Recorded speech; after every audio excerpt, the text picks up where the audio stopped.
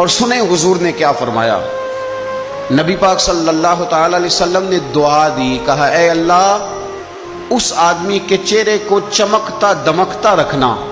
کیا دعا ہے، اور دی اس محبوب نے ہے کہ جو جب دعا کرتے تھے تو اعلیٰ حضرت بریلوی فرماتے ہیں قبولیت نیچے آ جایا کرتی۔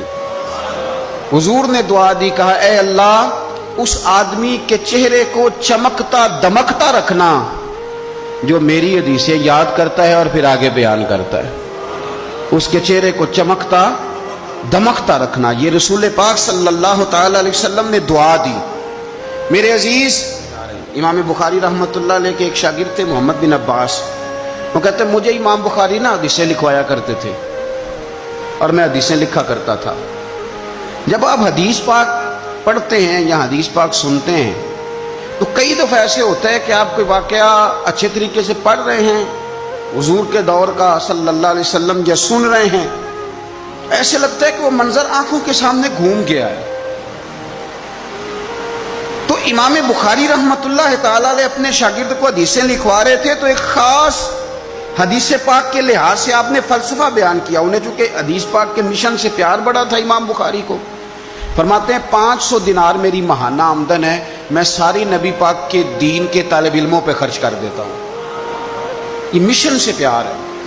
تو امام بخاری رحمۃ اللہ تعالی علیہ کے شاگرد محمد بن عباس فرماتے ہیں میں حدیثیں لکھ رہا تھا تو انسان تھک جاتا ہے، کہتے میں لکھتے لکھتے لکھتے لکھتے امام صاحب چونکہ لکھواتے جا رہے تھے تو میں تھک گیا۔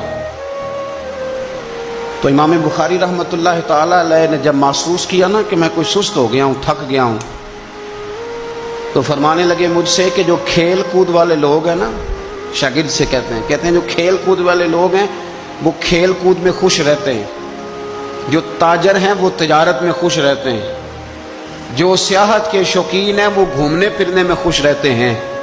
فرمایا تو کتنا خوش نصیب ہے کہ جب سے تو بیٹھا ہے یا نبی پاک علیہ السلام کے ساتھ بیٹھا ہوا ہے یا حضور کے صحابہ کے ساتھ بیٹھا ہوا ہے۔ وہ یا نبی پاک کی حدیثیں لکھنا، حدیثیں جمع کرنا، حدیثیں بیان کرنا، حدیث کے ساتھ تعلق رکھنا، اس کا معنی یہ ہے کہ آپ نے نبی پاک کی صحبت اختیار کی ہوئی، آپ نے حضور کے صحابہ کی صحبت اختیار کی ہوئی۔ حدیث پاک کو یاد رکھیں، حدیثیں اپنے ذہن کے اندر بٹھائیں۔ ایک حدیث پاک میں نبی پاک صلی اللہ علیہ وسلم نے فرمایا جس نے 40 حدیثیں جمع کر کے میری امت تک پہنچائی، اللہ قیامت کے دن اسے علماء کے ساتھ کھڑا فرمائے۔ حدیثوں کو یاد رکھیں۔ میرا آپ کو مشورہ ہے کہ رات کو بیٹھ کے لکھیں آپ کو کتنی حدیثیں یاد ہیں، جو یاد ہیں وہ لکھیں، اور حضور صلی اللہ علیہ وسلم کی باتوں کا ذکر کریں۔ کسی شاعر نے ایک جملہ کہا تھا پر بڑے بہترین کہہ دیا، وہ کہنے لگا یا رسول اللہ صلی اللہ علیہ وسلم میری تو بات بن گئی ہے بس تیری بات کرتے کرتے۔